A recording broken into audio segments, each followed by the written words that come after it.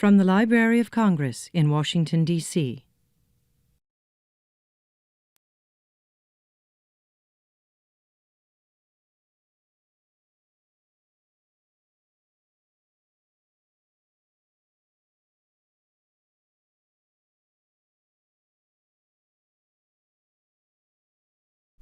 Again, we start with the viola. Not a mistake. Now, the way this works, and the thread becomes more and more intertwined and more difficult to pick out, but the basis of this whole last section is this.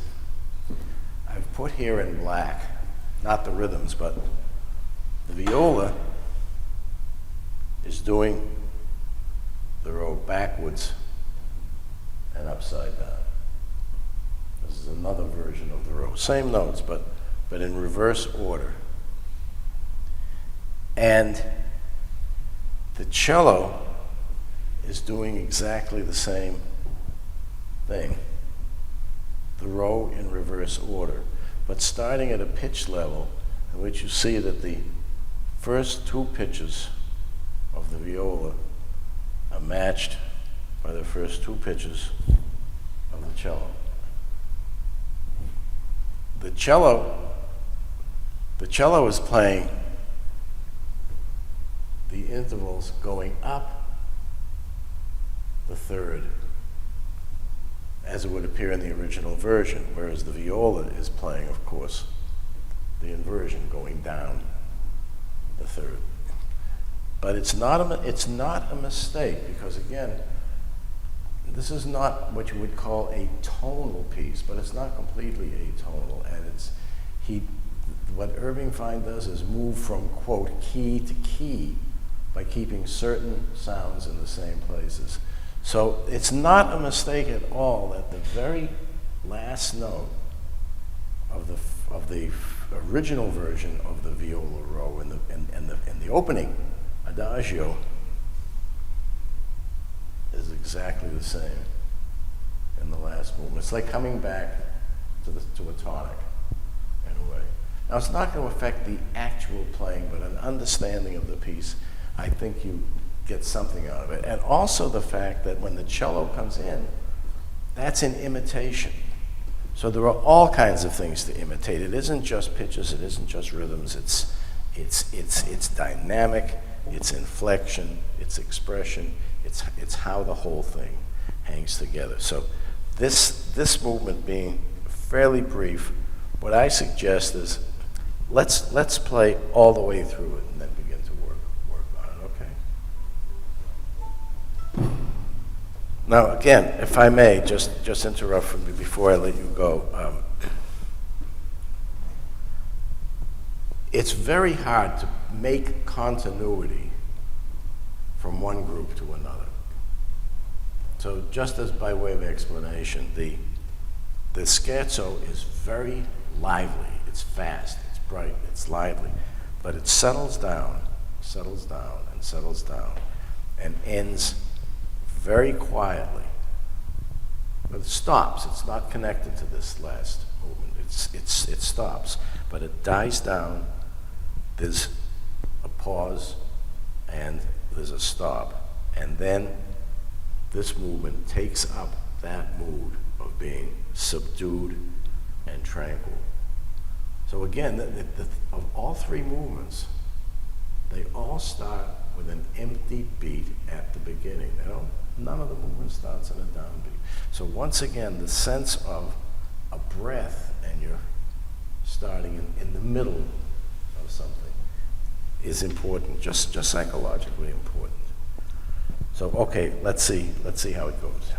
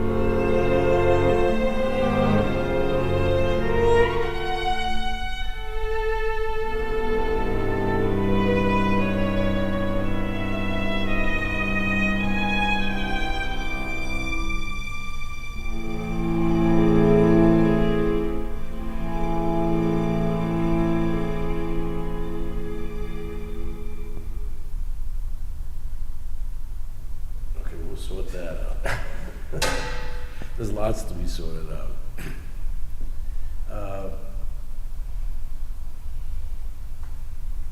We'll work on the opening, the first few measures, just to get a real sense of that canon. We'll work on that. Now, I just want to talk about, as a matter of course, and this is something you work out with your teachers, you work out with yourselves, is the question of natural harmonics. I know violinists who will not play natural harmonics. They can do anything and shift around. They'll play everything as an artificial harmonic on the grounds that they want it absolutely in tune. Now, I think that just as a matter of information for the future, that most composers, most of us know that the higher the partial is, the flatter it's going to be. We know that natural harmonics are not in tune to the same extent that artificial harmonics or stop notes can be in tune, but they also have a color that's very special.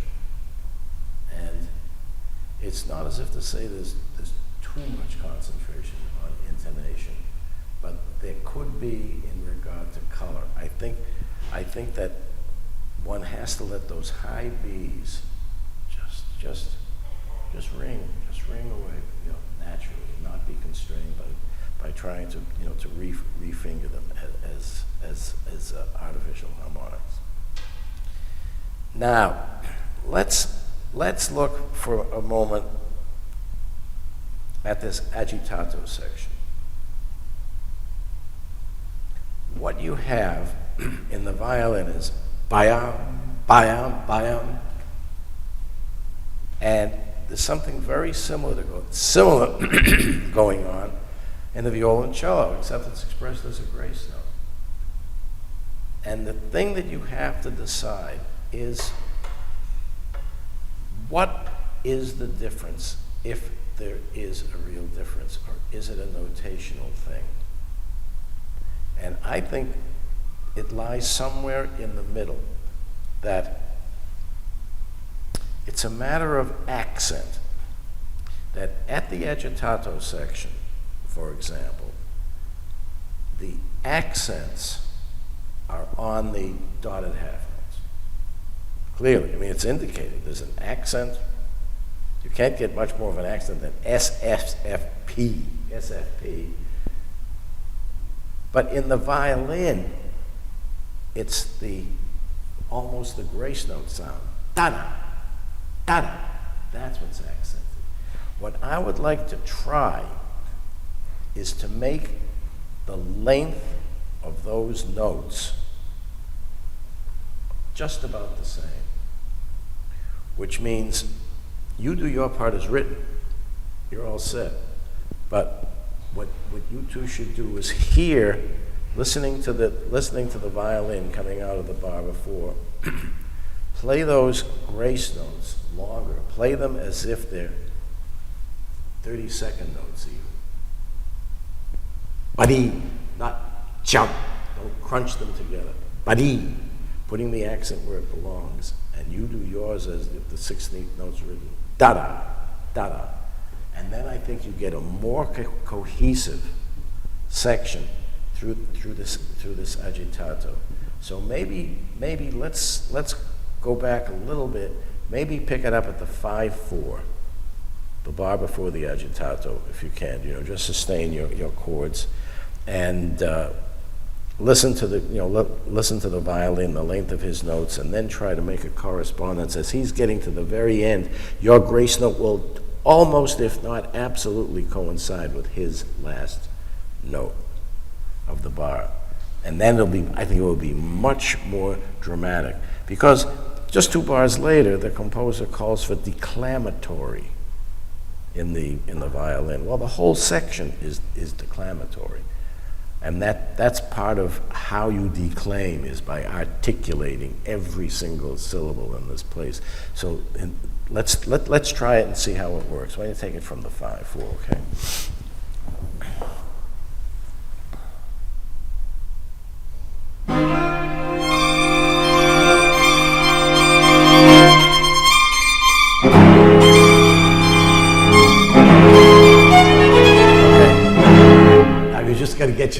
got to get yourselves coordinated. I know I'm springing this on you. So I think maybe the thing to do is, let's just do it a couple of times. And you know what the notes are. You can communicate with each other, and then we'll get it figured out in about 30 seconds. So why don't we do the same thing again, okay?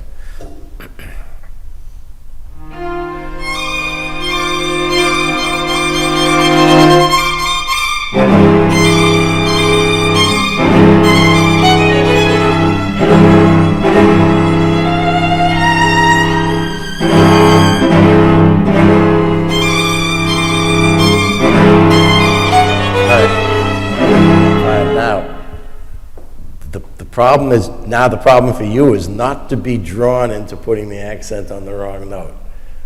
They're putting it on their second note, da-dee, and you're still going to go da-da, and that's going to make the rubbing that we need. Let's just try that once more.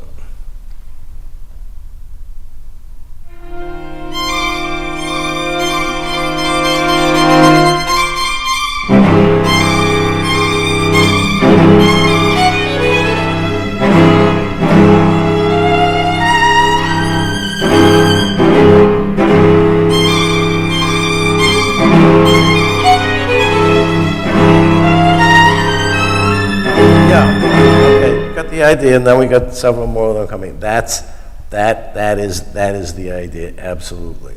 Okay, now let's just do 1, 2, 3, 4, 5, 6, the first 7 or so bars of this piece. This is hard stuff. Why don't we have viola alone for the first 7 measures? Could you do that? Just the viola.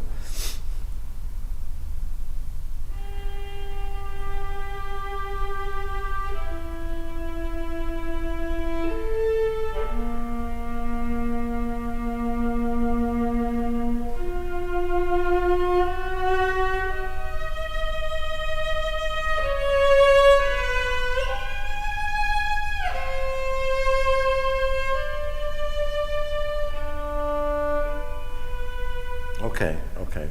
Just be careful of that high A flat. It's a couple of times, and try not to rush. Keep in mind that although you're part of some very long notes, he's moving while you're sitting, and then he's going to be sitting while you're moving, and that's going to be part of this. So try it again, and also, I get the sense that again that first note. I mean, this is going to sound all wrong, but it's going to be right. The first note sounds like it sounds when the bow starts. It sounds silly. It should almost be as if the bow is moving, and then at a certain point the sound begins to come out. The sound, it's not a question of a crescendo, but in a sense, if the bow's on the string, the sound should be coming almost out of nowhere. The sound just kind of starts without an attack. That understandable? Not that important in the cello because there's already sound going, but again, the principle is the same. Not that the E flat should not have an attack on it. The E natural, rather. So let's try it again. Just viola for the first 7 bars.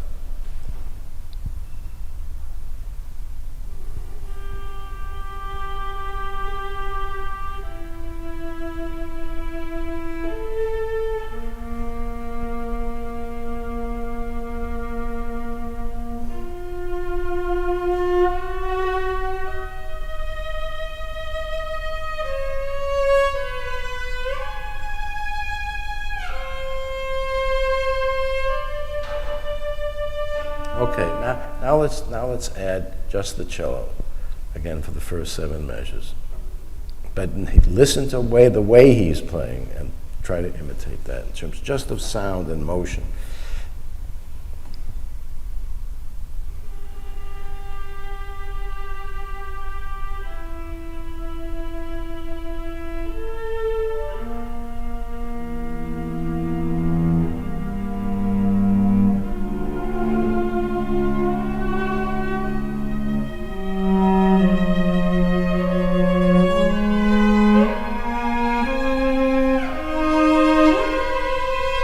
Yeah.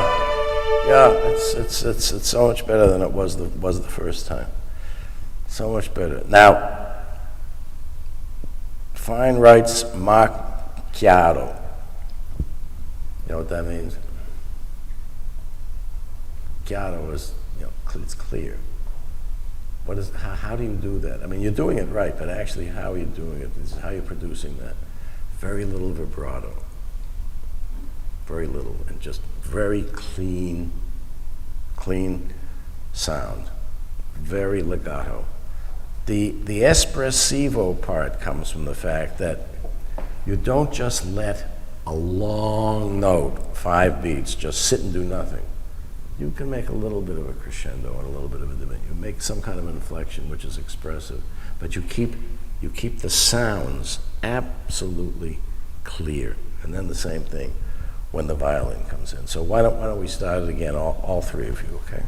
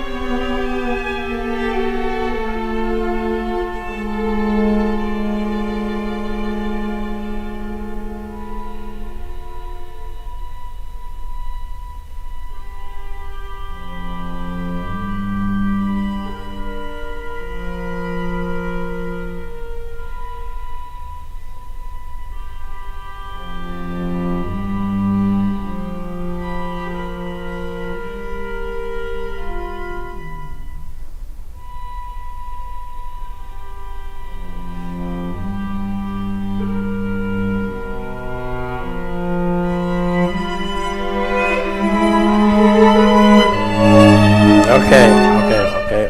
That was very beautiful. It's a little overdone now. I can start with a little more presence than that. But that's very good, very, very good. Now, bar 410, 11, 12, 13, 14. The first measure with your harmonic, that first bar, I know you're working from a very small score, but there is a breath mark there before you play the harmonic. Make a little space. Make a little space. And if you were to do that up bow, is that going to mess up the rest of that passage? I don't think so, is it? The first time? Yeah. That's what I've been doing. Have you been doing it up bow? Yeah. Okay, I thought you were doing it down bow. I just what it sounded like. I didn't see. Yeah, but if you make a little space, I think that would be fine. You can actually make a little space before each of them. And there's a little problem here if you look carefully in the 6/4 bar. You notice there's a circle missing. There's a harmonic sign missing. Right? Isn't that meant to be played on the Eastern Front? No, I think it's a mistake. I think it should be a harmonic. You see what I mean? The 6/4, 410, 11, 12. So it's all the same though? All the same though. Yeah. Does that also apply to the 4, the 6/4? That's what I mean, the 6/4. The 6/4 should have the harmonic. What about right 4/8, 4, 19, 8, 417. The 6/4, 417. Right. The second B should be a harmonic. So it doesn't go from... No, you don't change until 419. I would not make the change until then. I would interpret that. Again, I looked at the manuscript. You can't tell from there, but I believe that's a mistake. I believe that should be a harmonic.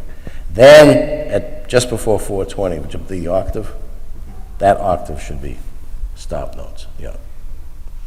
I think it makes much more sense that way. Okay, let's do it again and see if we can move on now.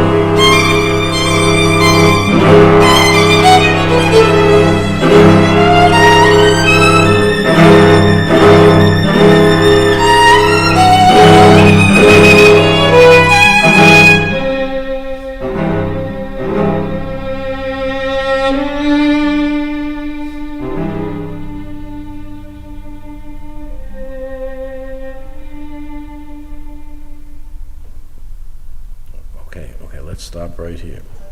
That was beautiful. The one transition that I would like to make is into 420, because in the few bars, in the 5 bars before that, the Fine is making a point of no nuances, just this gray palette. The sun hasn't completely come up yet, and then you have the crescendo in 419.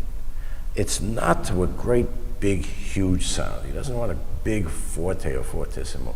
But suddenly at 420, when he writes sonore, he wants a big, open sound.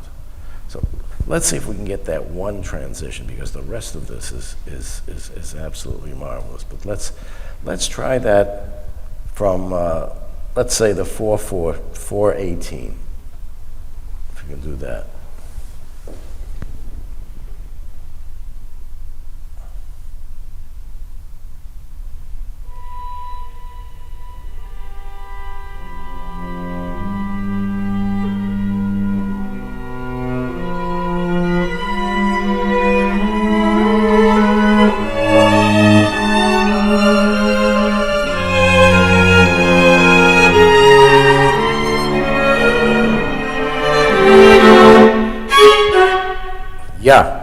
Yeah, even a little more. But that was the idea. The idea of I don't know if you know the Haydn creation. It's a very similar passage. I mean, it takes much longer. But the sunrise section, where it builds up and it builds up and it builds up, and finally it just opens up. It's not a great, big, huge, enormous sound. It's just that suddenly there's a lot of light, and that's what that should sound like, right there. Okay, what I would like to do is, I'd like to take from 440 to the end. Now, I know that the pizzicato places, those C major pizzicato arpeggios, I know that Irving Fine would loved to have had a harp. And the reason I know that is because he told me so. He actually wrote a piece, for harp and strings, the Notturno, the piece that he wrote, the wonderful viola solo for Joe de Pasquale. There was a harp in there, and somehow, I don't know why, but that kind of a gesture, that harp-like gesture in a cello, became very common in neoclassical music. And for obvious reasons, because of the tuning, it became very common in C major. Because even if you're not playing open strings, there's a resonance because you have the C string and that G string. And so that's why he writes piano vibrato. I think you have to play a little above piano, just enough sonority to let it ring so that you hear no separation between the G's at all. That even though you pluck and that's the end of it, you can't do anything more, but the sound has to carry over into the next pluck. So you may have to adjust the dynamic up just a bit and make sure you keep the vibrato going. So there should be a vibrato even though it's a harp. Well, it's a cello. You're not playing a harp. So what you're doing is, I mean, if you were to pluck a harp string, have you ever played a harp? You know, the strings they're flopping in the breeze practically. They're very loose. I mean, they ring quite a bit because it's a great big instrument with a soundboard and everything else. So that's part of the imitation is that's why he writes vibrato. He wants the vibrato because he wants the continuity of the sound. In other words, a little sleight of hand. He's making one instrument imitate another instrument. But why don't we take it from from the 440.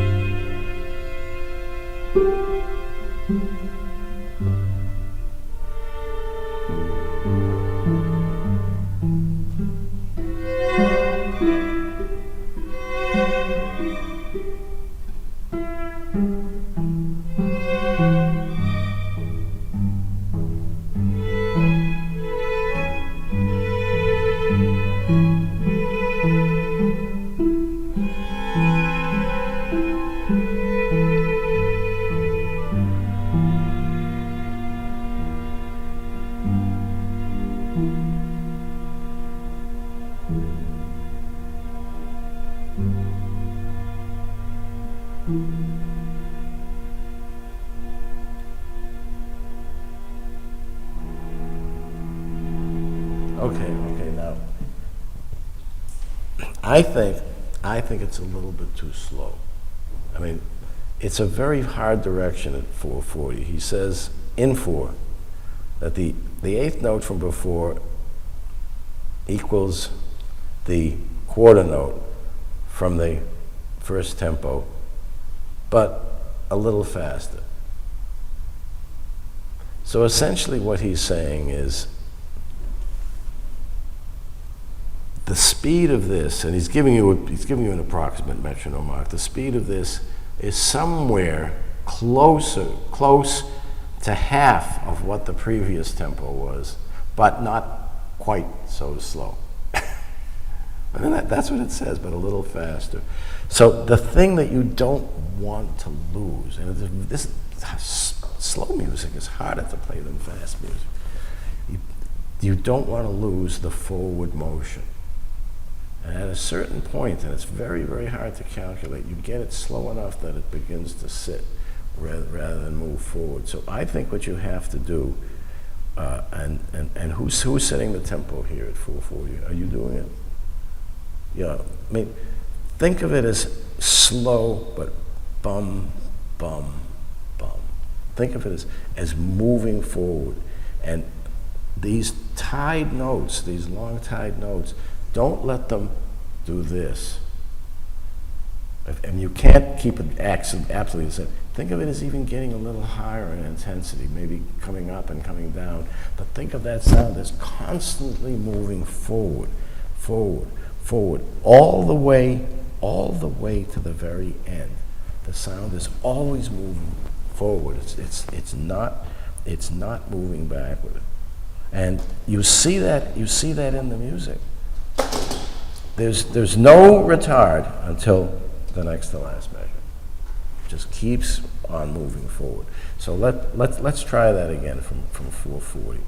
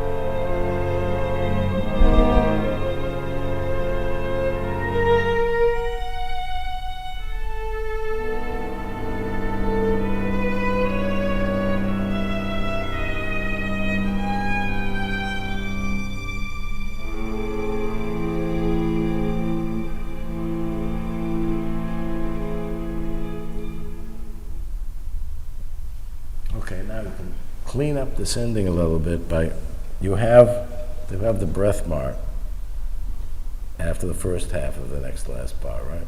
You can make another little break before the last chord. Little break. I think just make it a little neater, tie it down. And from 461 to the ending where you have the poco retard and then you have the diminuendo. I think it's perfectly legitimate when it says dolce espressivo. You can make a little crescendo through here so that by the time you work yourself up to that high D, you're not playing loud, but you bring it up a little bit, even though a mezzo forte, and then you have something to come down from. And there's one other little place. Yeah, this is a very important spot, 460. That poco forte mezzo piano in the viola. You've got to really accent that in a way, not heavy, but this is the final gasp of the piece. It's like a big sigh, we made it. So I think what you ought to do is just play this movement. I think we're all set. I think we can go back and cover a couple of spots, but this is hard stuff. So just take a deep breath, get yourself maybe touch up the tuning a little bit, and then just do it. Yeah, and one last thing to take note of: 450, 1, 2, 3, 4. The last chord, the violin, viola, of the poco sforzando. Make it not quite so poco. Again, like that sigh that you're going to make at 460. Leaning. It's not such as hitting. It's leaning on that, and then bringing it down. You've got to leave yourself some sound to play out that entire chord. So, whenever you're ready.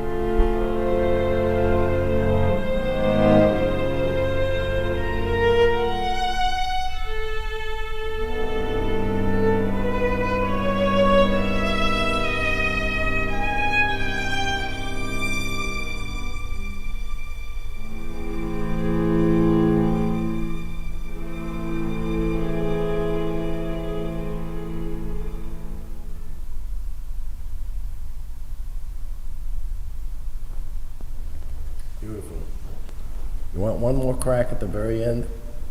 I think it would be good if you could work that out to be able to even hold that last note a little bit longer. You've got to work out your bowing there, right? What if you reverse the bowing starting on 461? Start a down bow, and then you'd end up, I think, in the right place to really. Well, would that work? So would you like me? I'd like you to end on a very long down bow on that high D.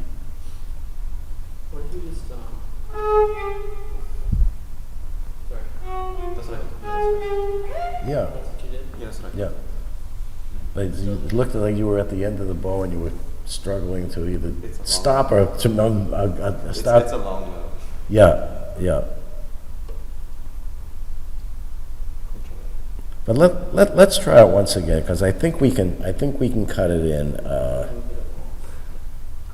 Why don't you start at right at 450? And then there's a beautiful place to cut in at 451.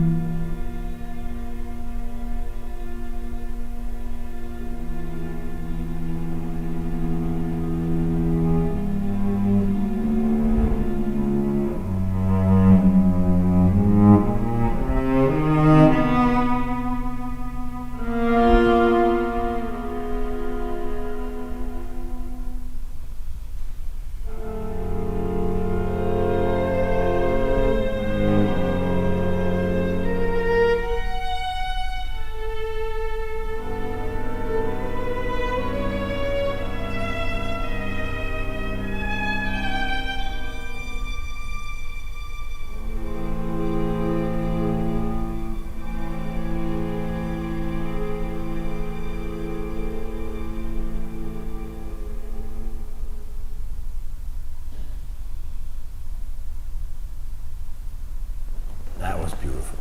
That was much nicer. Good. And your low F was nice. I'm glad I gave you a second crack at that. It was, the spot I meant was C sharp, F natural. That was very nice. Well, all I can tell you is that I'm very grateful, and I think Irving Fine will be absolutely thrilled to hear this piece done this way. So, thank you very much. Pleasure working with you.